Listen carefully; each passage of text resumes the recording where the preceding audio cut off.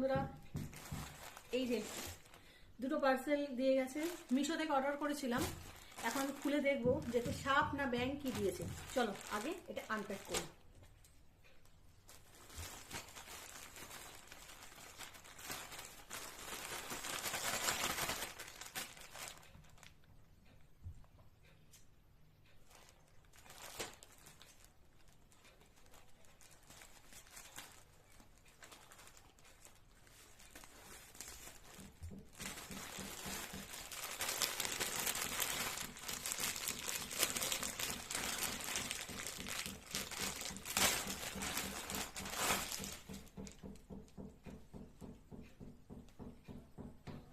কি জানি, এটা তো মনে হচ্ছে আমার হবে, পরে দেখতে হবে, বুঝলে, বুঝতে পারছি না ঠিক।